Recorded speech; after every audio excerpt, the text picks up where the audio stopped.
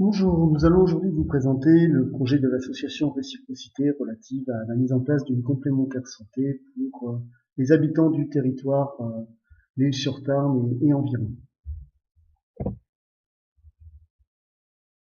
Alors tout d'abord, une petite définition. Une complémentaire santé, comme son nom l'indique, est un contrat qui vient en complément à la sécurité sociale, donc qui indemnise en relais au régime général ou à tout autre régime, type RSI par exemple pour les artisans commerçants.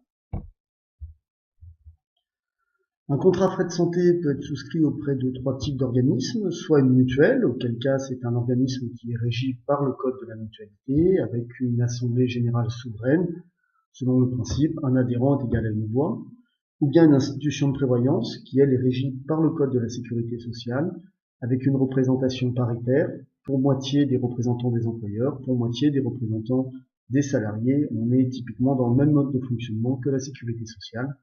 Et enfin, ça peut être une compagnie d'assurance, auquel cas le contrat est régi par le code des assurances. Et là, nous avons bien entendu des actionnaires.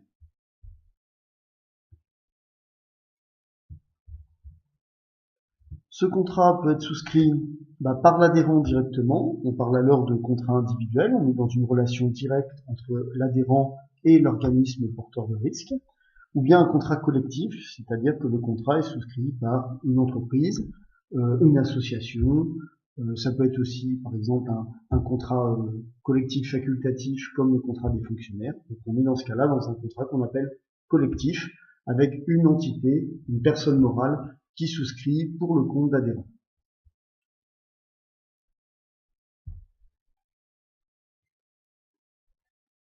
Alors la première partie va consister à expliquer un petit peu les termes employés par les complémentaires santé et à vous expliquer comment comprendre votre garantie mutuelle et comprendre d'autant mieux ce qu'on est en train de faire au niveau de réciprocité. Sur ce premier schéma, c'est l'exemple d'une consultation de spécialiste secteur 2, c'est-à-dire un spécialiste qui est habilité à effectuer des dépassements d'honoraires. Donc il propose un tarif de 45 €, c'est ce qu'on appelle les frais réels, ce sont donc les dépenses engagées par l'adhérent à la mutuelle, qui a donc une facture de 45 € pour sa consultation. À l'intérieur de ces 45 €, on va dissocier la base de remboursement, c'est-à-dire l'assiette sur laquelle la sécurité sociale va calculer son remboursement, 23 € pour une consultation de spécialiste, et les dépassements d'honoraires, c'est-à-dire ce qu'il y a au-dessus, en l'occurrence 22 € dans notre exemple. Le montant remboursé par la sécurité sociale, c'est la base de remboursement de la sécurité sociale, 23 €, multiplié par le taux de remboursement sécurité sociale, 70%. Donc on arrive à 16,10 € et on retire 1 € forfaitaire par consultation qui ne peut pas être remboursé ni par la sécurité sociale ni par les complémentaires santé au titre du parcours de soins et de son financement.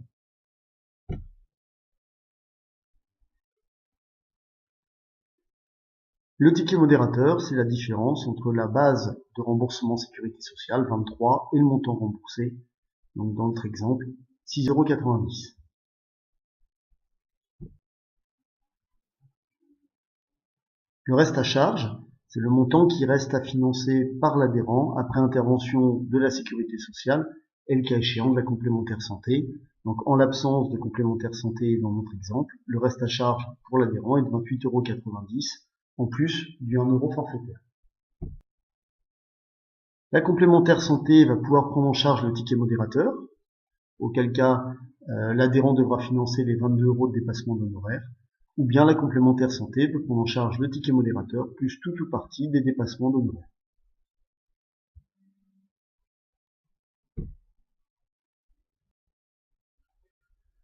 Nous allons maintenant vous présenter diverses expressions dans les grilles de garantie pour vous montrer qu'il y a une multitude de possibilités d'écrire une garantie.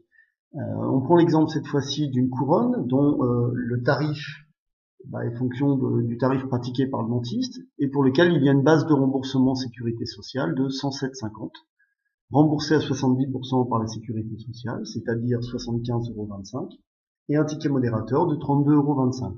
On est strictement dans le même mode de fonctionnement que l'exemple de la consultation spécialiste qui vient d'être présenté. Donc une première mutuelle va se proposer pour les couronnes de rembourser ticket modérateur plus 180% de la base de remboursement sécurité sociale.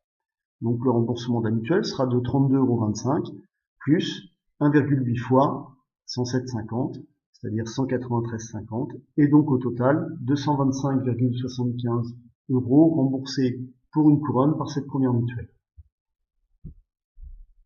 Une seconde mutuelle propose 210% de la base de remboursement sécurité sociale, plus sécurité sociale. Donc 2,1 fois 107,50, nous sommes à 225,75 € remboursés par cette seconde complémentaire santé. La troisième va expliquer qu'elle rembourse 280% de la base de remboursement sécu, mais y compris sécurité sociale. Donc cette fois-ci, nous sommes à 2,8 fois 107,50, 301 €, desquels il faut déduire les 75,25 € remboursés par la sécurité sociale. Il reste de nouveau 225,75 €. Quatrième mutuelle va prendre comme base de remboursement, non pas la base de remboursement sécurité sociale, mais le montant remboursé par la sécurité sociale. Elle rembourse 3 fois ce montant, 300%, donc 3 fois 75,25 €, ce qui fait un total de 225,75 €. Enfin, une dernière mutuelle va se proposer de rembourser 400% du montant remboursé par la sécurité sociale, sécu incluse, donc 301 €, desquels il faut déduire les 75,25 € de remboursement sécurité sociale, pour un total qui est donc de 225,75 €. C'est ainsi que l'on retrouve dans nos boîtes aux lettres des mutuelles qui sont très peu chères, qui nous indiquent qu'ils nous remboursent à 100% des frais réels, avec un astérix qui vient expliquer que finalement, c'est limité à 100% de la base de remboursement, 107,50 € pour une couronne, y compris sécurité sociale. Donc finalement, le ticket modérateur, 32 € remboursés sur une couronne, on est bien loin, bien évidemment, d'un remboursement intégral des frais réels, comme la publicité pourrait le laisser à penser. Donc en conclusion, nous avons 5 écritures d'une même garantie, et cette garantie, le meilleur moyen d'exprimer et de la comparer, eh bien c'est l'exemple de remboursement, puisque vous voyez que, quelle que soit la rédaction, on obtient le même résultat, 225,75 €. Et il est vrai que les complémentaires santé ont un petit peu tendance à prendre les rédactions de garantie où le chiffre est le plus élevé, laissant l'impression qu'on est finalement mieux remboursé avec un 400% du montant remboursé par la sécu incluse que par un ticket modérateur plus 180% de la base de remboursement. La réalité, c'est que nous sommes sur strictement la même garantie.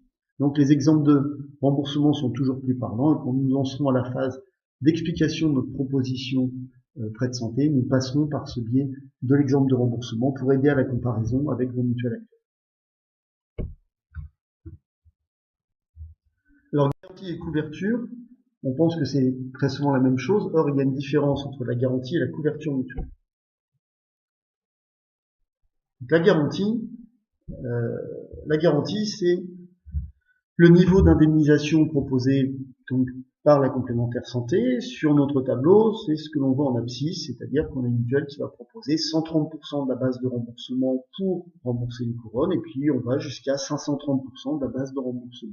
Donc le remboursement maximal, c'est cette garantie multipliée par 107,50, et on voit là en vert la progressivité du remboursement maximal proposé par la mutuelle en fonction de la garantie souscrite.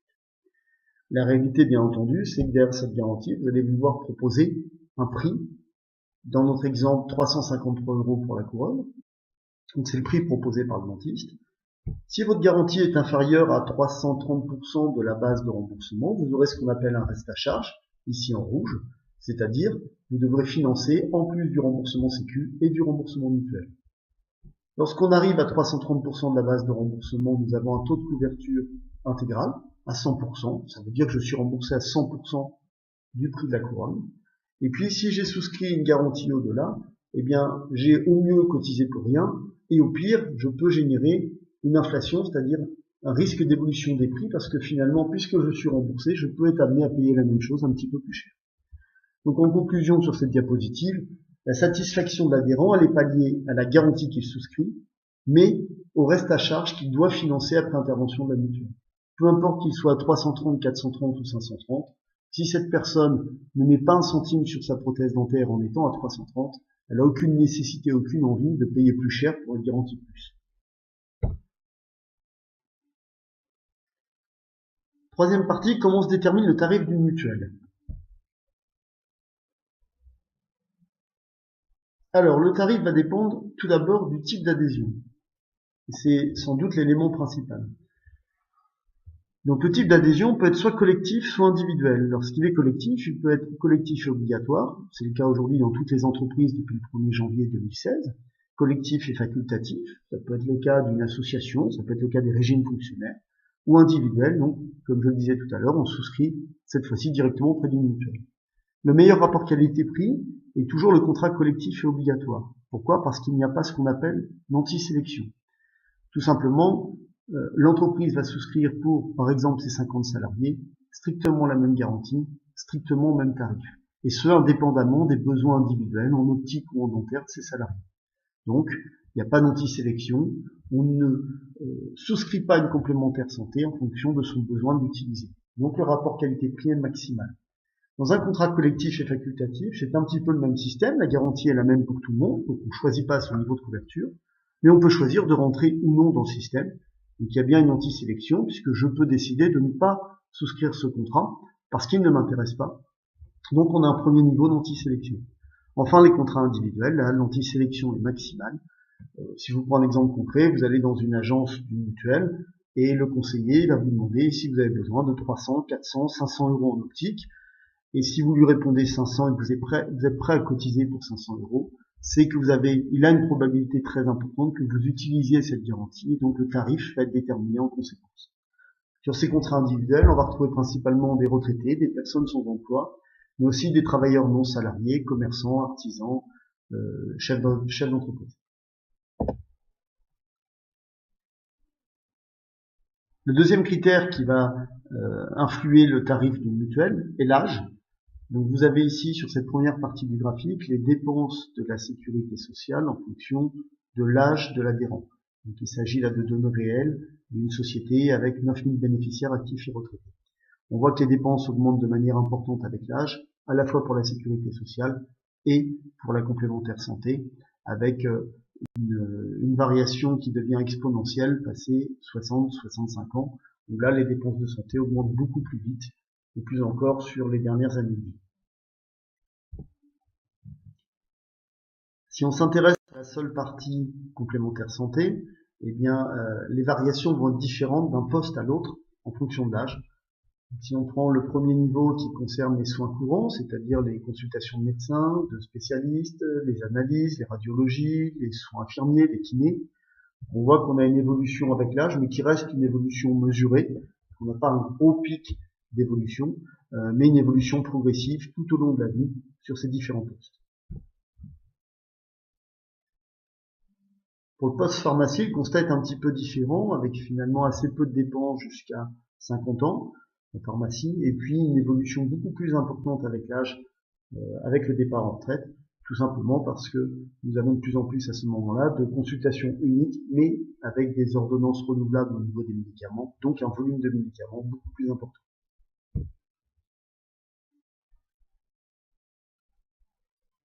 Le post-hospitalisation, très peu de dépenses jusqu'à 60 ans, 65 ans, et puis une évolution qui là devient exponentielle sur les dernières années de vie, où le post-hospitalisation est de loin le plus important. Donc là, on a une très forte variabilité avec l'âge sur les dernières tranches d'âge. Le dentaire, avec un premier pic autour de 10-15 ans qui correspond à l'orthodontie, c'est-à-dire les appareillages pour redresser les dents des enfants. Puis on redescend à un niveau quasiment nul de dépenses sur la tranche d'âge 20-25 ans pour monter progressivement avec l'âge. Et on voit qu'à partir de 80-85 ans, le dentaire est un poste beaucoup moins utilisé par les adhérents. Mais on a par contre sur toute la phase 25-75 ans une augmentation progressive des dépenses sur ce poste. En optique, on a une accélération des dépenses à partir de 40-45 ans liée à un double phénomène, l'accentuation du nombre de porteurs de lunettes et un poids plus important des verres progressifs dans les achats, des verres qui sont plus chers que les verres simples. Donc là aussi, des dépenses qui évoluent à ce moment-là avec l'âge. Et enfin, les autres postes, on va retrouver les forfaits maternité, une cure thermale, la médecine douce, donc divers postes qui eux aussi évoluent avec l'âge Et donc au final, on a une évolution relativement rapide des dépenses avec l'âge qui s'accentue passé 60 ans, avec des dépenses de plus en plus élevées. Donc très souvent, le tarif qui est proposé est un tarif collectif durant la phase d'activité, ça sera de plus en plus le cas aujourd'hui. Et puis, passé l'âge de départ en retraite, on est très souvent sur des tarifs individuels et des tarifs qui évoluent avec l'âge, très souvent avec des paliers de 5 ans, ça peut être des paliers de 3 ans ou des paliers annuels, mais en fait, la mutuelle va augmenter ses tarifs à mesure que votre âge va augmenter. Et étant donné que sur les contrats collectifs sont présentés des comptes de résultats avec l'affichage des frais des complémentaires santé et une négociation du tarif lié à l'équilibre du contrat, eh bien c'est très souvent sur ces contrats individuels que les mutuelles margent afin de couvrir leurs frais de fonctionnement qui aujourd'hui sont en moyenne de 23% de leurs encaissements. Donc c'est sur cette partie-là qu'on a une capacité à négocier et optimiser le rapport qualité-prix si on réfléchit à une autre alternative qu'une offre purement individuelle. Enfin, le tarif va varier en fonction de l'offre médicale locale. Donc là, on vous a pris l'exemple d'une couronne qui est remboursée par une complémentaire santé 247 € si vous faites poser une couronne métallique et 387 € si vous faites poser une couronne céramique. Donc il s'agit là de la garantie exprimée en euros, comme on l'évoquait tout à l'heure. La réalité, par contre, c'est que le prix proposé par le dentiste va différer d'un département à l'autre. Le Tarn, nous sommes à 353 € de prix minimum moyen, c'est-à-dire les couronnes métalliques, et 528 € de prix maximum moyen, c'est-à-dire les couronnes céramiques.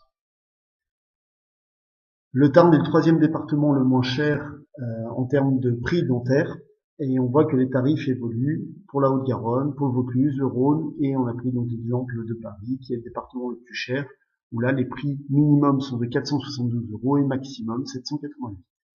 La garantie étant la même pour tous ces départements, et bien entendu, ce qui va varier, ce n'est pas le remboursement de la mutuelle, mais c'est le taux de couverture des dépenses, qui sera de plus de 91% pour une couronne métallique dans le Tarn, quand cette même couronne ne sera remboursée qu'à moins de 70% sur Lyon ou sur Paris, parce que les prix pratiqués sont tout simplement plus élevés.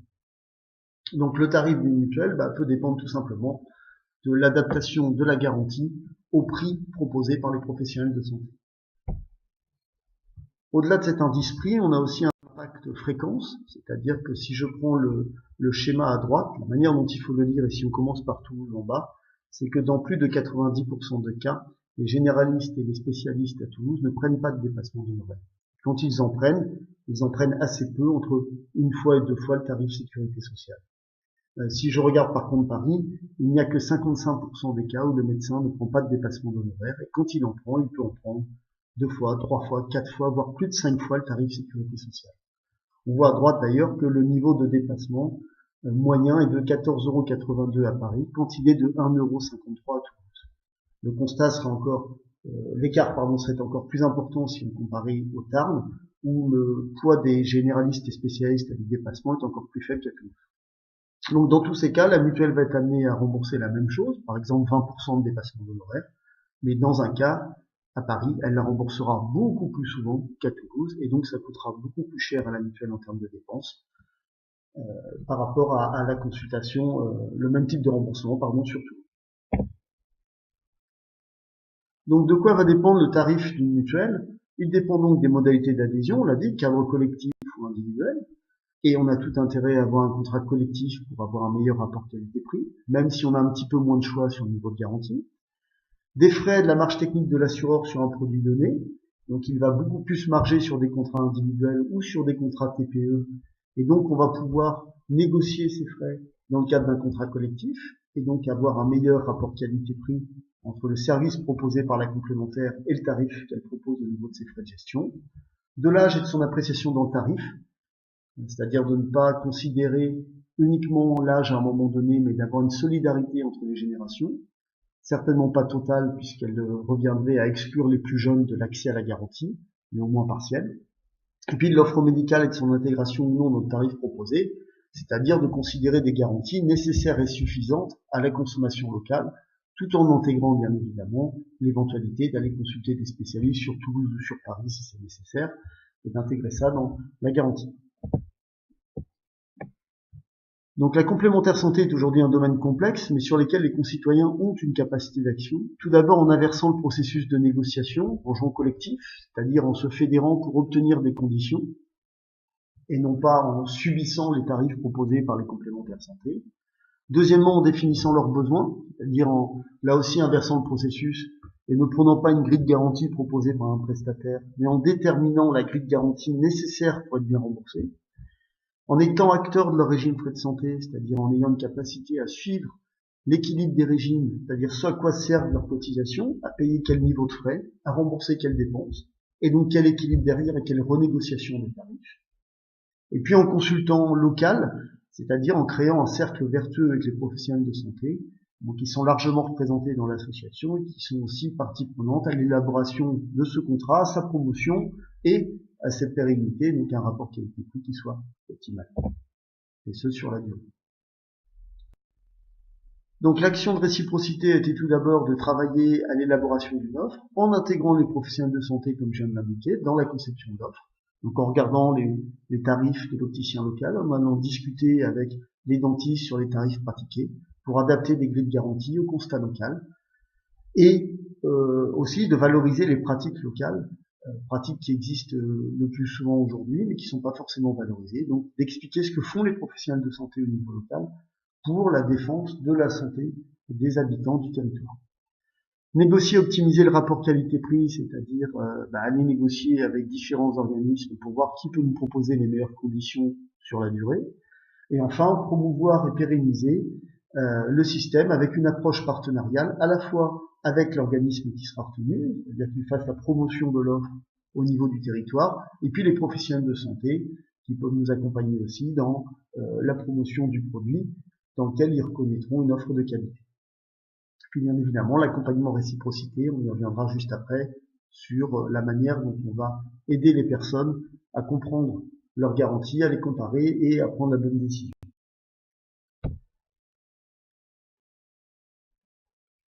Donc réciprocité, l'idée de négocier un cadre plus avantageux pour les habitants avec des contrats individuels, donc les retraités, les actifs sans emploi, les travailleurs non salariés, mais aussi pour les contrats collectifs. On a l'ambition d'obtenir la capacité à proposer pour les PME et TPE locales un tarif collectif attractif par l'intermédiaire de l'association où toute personne morale peut adhérer, donc une société ou un commerce peut adhérer. Donc 3 leviers, limiter l'antisélection, c'est-à-dire avoir un contrat collectif facultatif. On ne va pas vous proposer 10 garanties différentes, mais 2 grilles de garantie.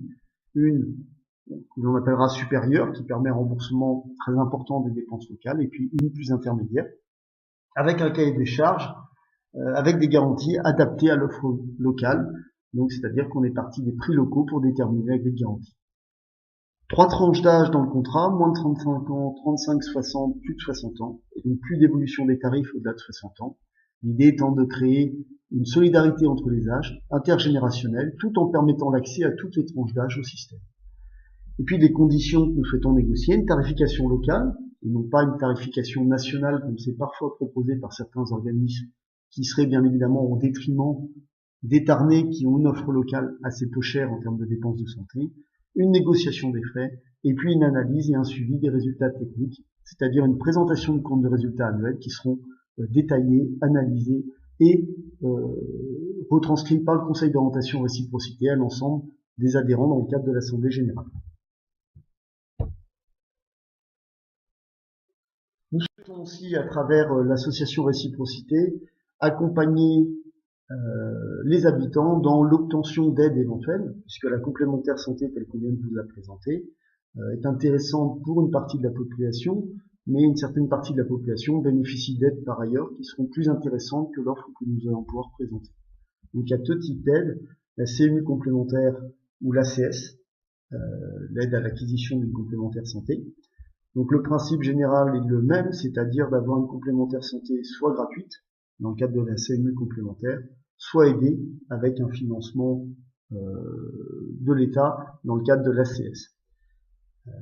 Donc pour la CMU complémentaire, il s'agit donc de garanties plafonnées sur la base de tarifs négociés, c'est-à-dire que le dentiste ne peut pas vous pratiquer n'importe quel tarif sur une couronne, un tarif négocié dans le cadre de la CMU complémentaire. Vous ne faites pas l'avance des frais, les médecins n'ont pas le droit de prendre de dépassement d'honoraires, Vous avez même des tarifs, le tarif social sur l'électricité, le gaz et des tarifs spécifiques pour les types de transport. Vous ne payez pas la CMU complémentaire et la condition d'accès, c'est 1, de résider en France depuis plus de 3 mois et d'être en situation régulière, et 2, de ne pas dépasser un certain niveau de revenu sur les 12 mois précédant la demande.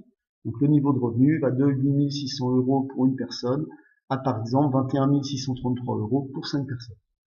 Donc la CMU, lorsqu'elle est donnée pour un an, renouvelable, ou non, en fonction de l'évolution notamment de vos ressources. Si vos ressources dépassent le plafond prévu par la CMU, eh bien, dès lors qu'il ne dépasse pas de plus de 35% de ce plafond, à ce moment-là, vous avez le droit à l'ACS. Vous voyez là que les revenus sont entre 11 682 € pour une personne et 29 205 pour 5 personnes. Donc la différence là, c'est que vous aurez le choix entre 3 niveaux de garantie. Vous aurez un tarif négocié puisqu'il a fait l'objet d'un appel d'offres au niveau national qui permet donc d'accéder à 3 niveaux de garantie différents avec des tarifs négociés. Et vous aurez surtout une ristourne de l'État qui sera fonction de l'âge des bénéficiaires entre 100 et 550 €, 550 € notamment pour quelqu'un de 60 ans et plus. Donc là, quelqu'un qui peut bénéficier de l'ACS aura bien évidemment, par l'intermédiaire de cette aide, un avantage concurrentiel par rapport aux travaux que nous sommes en train de mener, qui justifie pleinement qu'il rejoigne plutôt l'ACS. Donc l'idée sur ces sujets est d'informer, de renseigner les personnes qui vont venir vers nous pour discuter de la complémentaire santé, et puis d'accompagner et d'orienter, d'aider à la constitution du dossier pour demander l'aide, d'orienter vers les différents organismes qui sont aujourd'hui labellisés pour la proposer. L'état d'avancement du projet, donc mai-juin 2016, élaboration du cahier des charges. Donc c'est fait, nous avons aujourd'hui élaboré 2 grilles de garantie qui ont été soumises à divers prestataires pour lesquels nous attendons des offres avant fin juin. Au mois de juillet, nous ferons l'analyse des offres, on ajustera éventuellement le cahier des charges si c'est nécessaire, et l'idée est de choisir dès ce moment-là un prestataire sur la base d'un rapport qualité-prix, d'un engagement sur la durée et d'un accompagnement dans la promotion de l'offre qui sera ainsi définie. À partir du mois de septembre, la communication sur la couverture proposée et les modalités administratives, et le lancement de la campagne d'adhésion, avec à la fois des permanences, des réunions publiques, un appui administratif, y compris dans tout ce qui concerne la résiliation des contrats que vous avez aujourd'hui et l'adhésion aux nouveaux contrats. Donc l'idée est réellement d'avoir un vrai accompagnement sur ce sujet, qui est un sujet un peu compliqué, sur lequel il est parfois difficile de changer. Donc on a réellement la volonté d'être présent et que l'association soit présente pour expliquer avec pédagogie les enjeux et l'intérêt des habitants. Donc voilà ce qu'on pouvait vous dire à date sur le projet mutuel de l'association Réciprocité. Et nous vous donnons rendez-vous au mois de septembre avec cette fois-ci des garanties concrètes, des tarifs en face, et puis nous l'espérons beaucoup d'adhérents à compter du 1er janvier 2017. Merci pour votre attention.